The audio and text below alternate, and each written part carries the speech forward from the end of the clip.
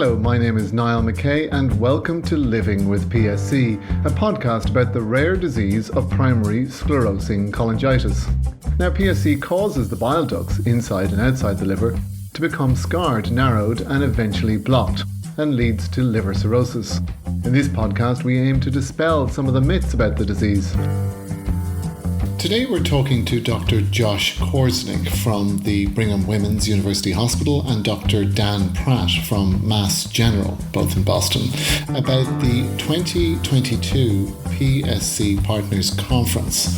The conference will be held online from June 2nd to 5th. You can find more information out about it at www.pscpartners.org. Welcome, Dr. Josh Korzenik, and welcome, Dr. Dan Pratt. Dr. Korzenik is with the Brigham Women's Hospital in Boston. Dr. Korzenik, would you like to tell us your specialty? I'm a gastroenterologist. My focus is inflammatory bowel disease. I direct the Crohn's and Colitis Center at Brigham Women's Hospital, and I also direct the Resnick Family Center on PSC research. So I'm fortunate to be able to try to combine and understand these two sets of diseases, PSC and inflammatory bowel disease. Wonderful, thank you. And Dr. Pratt, would you like to tell us, you're at Mass Gen, would you like to tell us your specialty, please? Absolutely, yes. I am a hepatologist at the Massachusetts General Hospital, and I am the director of the Autoimmune and Cholestatic Center there.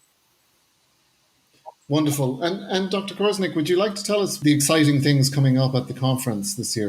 Well, I think there's both the format and the content that are very exciting. So the format, by that I mean the PSC Partners has gotten an exciting grant from Chan Zuckerberg Initiative. And this is Chan Zuckerberg of Facebook. And they've created a medical foundation. Dr. Chan, Zuckerberg's wife, is a pediatrician.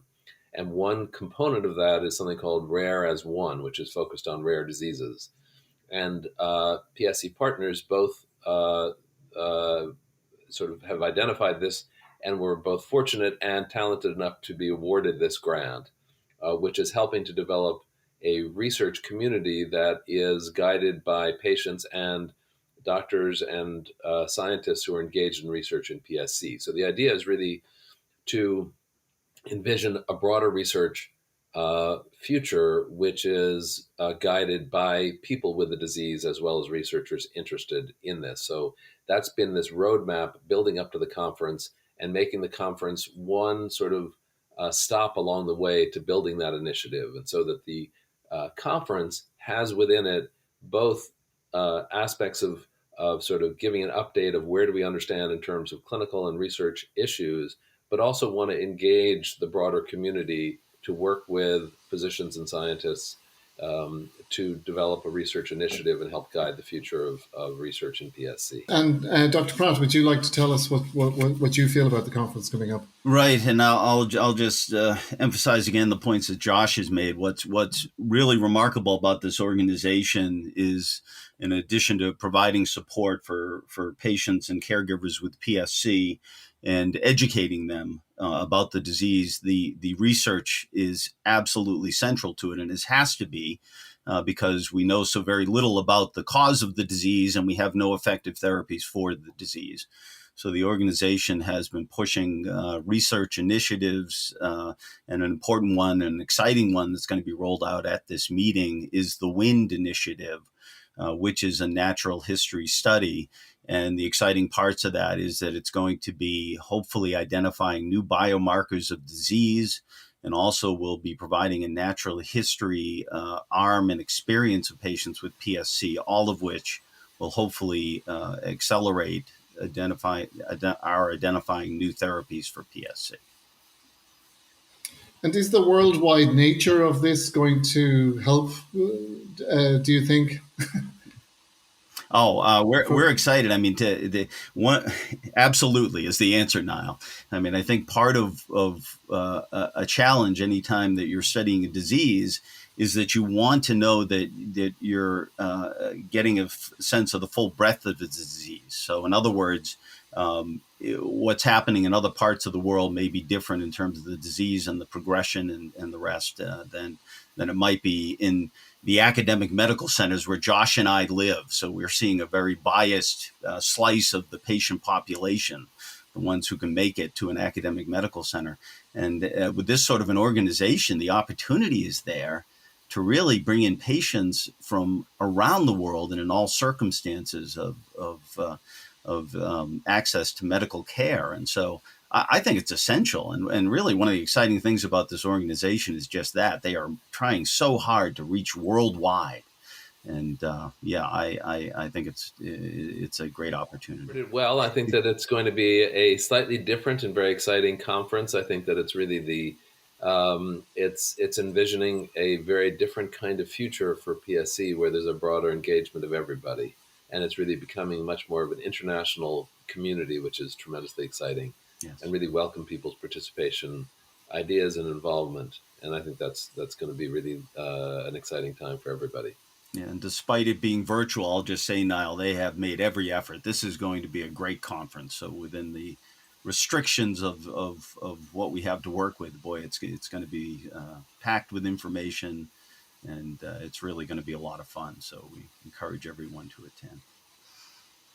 And one of the great things, of course, about the online is that it will hopefully live past the event itself and be available online. And there's a variety of other things that are happening for the first time at this conference, such as scientific abstracts. So there'll be a poster session, which hasn't been done before, so that it gives the opportunity for people who are engaged in research to present, whether it's a clinical trial they're doing, whether it's research that they have. And these are sort of brief snippets of broader projects being presented in a poster session, and people will be able to see those online. They can engage with the people doing the research and ask questions.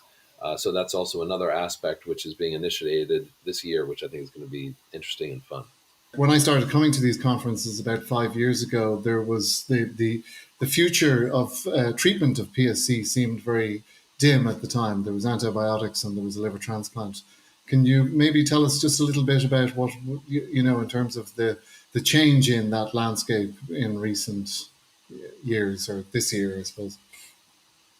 Well, do you want to answer that, Josh? I mean, there's a variety of trials going on, and I would say the way I look at this, there are a couple different classes. We still think about in primary therapy. We're hoping to get to the underpinnings of the disease itself, which is where a lot of the research comes in, because our lack of understanding what actually causes the disease leaves us struggling in terms of, well, what do we try for therapies? I think the future, there have been a number of really exciting trials of antifibrotics, and that's an area which is of great interest because, as we know, the strictures in PSC, which really cause all the trouble, are fibrotic in nature. So any therapies that can prevent progression of fibrosis or perhaps even regression would be truly exciting. And so that's an area of active research, and I think we'll see additional clinical trials of antifibrotics coming out in the future. And then it's also that question of what underlies it, and will we have directed therapies at specific causes? But I think there's hope for the future, and there are a lot of areas being explored, and certainly Josh has had trials of his own that we've looked at therapies that are available already and may have yet can be repurposed for PSC. So there's activity for sure, and I'll let Josh comment as well. Well, just to build on what Dan's saying, there's really a lot of groups, companies, and academic centers that are developing or testing new therapies in PSC. So ranging from sort of novel ways of modulating the immune system to variants of ursodeoxycholic acid that look promising, to different antibiotic approaches, to manipulating the microbiome. I mean, we've been engaged in a variety of projects, both, as Dan said, repurposing existing meds. That's a trial we took a pause on, but are back on. We've done a small pilot study of nutrition as therapy that will be presenting some results that we're very excited about because it looks promising, even a very small study. And other studies that we are doing and others of really how do we, both in terms of what drives the underlying disease process, and perhaps not an autoimmune process, but something else that our group is launching hopefully in September. But also, I think what lots of groups are doing, as well as ourselves, is novel ways of doing trials. So, the conventional way of doing it at a bunch of academic centers is important, but it tends to be very slow, and we want to find ways of accelerating the process. So looking at ways of trying to do studies that really, one approach we're doing and others are going to be doing is really how do we engage almost anyone in the country? So making it so that it's not based just at academic centers, but we can go to patients, whether they live in some place that's a little bit more remote or not near an academic center, finding ways of doing trials so that people are engaged, people are able to participate, and that's sort of part of what the community is engaged in. So we're excited about all those things, and I think that where the ultimate breakthroughs are going to come from, we don't know yet, but there's tremendous interest and activity. So we're hopeful that there's going to be not just one therapy, but a variety of them coming forward in the future. So we're very interested that I think that the tools that we have now, that we've been making tremendous advances in inflammatory bowel disease, such as understanding genomics and all of these omic kind of things, particularly the microbiome, and the impact of the microbiome on the disease, and our ability to use these tools that can tell us what the genetics are of the bacteria that are distinct about the microbiome and the gut flora and the oral flora and the bile flora of somebody with PSC, and what really provokes the disease. And is this really an autoimmune disease, or is it an inflammatory disease provoked by aspects of the intestinal bacteria? Which until this point we didn't really understand what was causing. Well, the we still disease, don't, did we? and so, but I'm very hopeful that in the not too distant future, using some of these tools, the PSC research community working with PSC Partners is really going to make important advances. It's understanding immunology in a much more refined way. It's understanding the microbiome, the tools that we have now to understand the viral impact, the impact of fungi, the impact of the immune function. One of the critical areas that I'm particularly engaged in and excited about is, the most important clue we have for PSC is 70 to 80% of people with PSC also have mostly ulcerative colitis, but sometimes Crohn's disease. What is that interaction? What does that tell us? How do we dissect that relationship to really give us important clues, particularly because it's so frustrating that the medications that have been developed for Crohn's and ulcerative colitis that can be so effective don't impact the disease, don't impact PSC at all. And understanding why that is, and creating both models as well as animal models, as well as looking in people with the disease to understand that is critical to develop new therapies.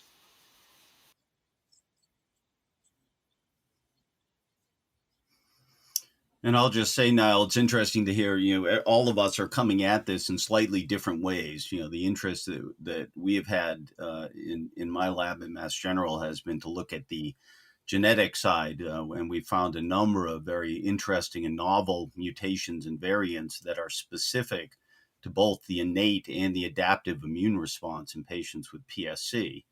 And so we're convinced that as Josh says, there is an environmental component to this, but it's also becoming clear that the way that each individual patient's innate and adaptive immune response reacts to those environmental triggers is very different. And so we're excited to continue to develop that as an area of research and potentially being able to identify within individual patients what therapies might prove to be most effective. Because what we've learned from those of us who treat a lot of patients with this, what might work for one patient for whatever reason, as Josh mentioned, vancomycin clearly has benefit for a subset of patients, but won't work for somebody else. And it may be that the key to understanding those responses lies within some of these variants in their adaptive and immune responses. So really exciting stuff going on, as Josh says. The future is bright for research We're attacking it from many different directions, and we're really excited to have their partnership with the PSC Partners for Seeking a Cure team that really allows us to push all of this forward. Wonderful. Well, I want to thank you both very much for your service as doctors and to PSC Partners, and thank you also for persevering with my technology. So it's great to talk to you guys, and I look forward to seeing you at the conference. Great. You too. Thanks for doing all this. Well, I'm afraid that's all the time we have for this week. For more information about PSC and for a list of people and topics we'll be covering in the near future, please go to www.pscpartners.org. That's www.pscpartners.org. PSC Partners is a non-profit organisation dedicated to providing education and support to primary sclerosing cholangitis patients. There is information and resources on the website. There is a conference once a year. There is a private Facebook group that you can also join. Also, please join our patient registry. This is an anonymous database that provides research support to the medical community who are researching this disease. Thank you very much for listening.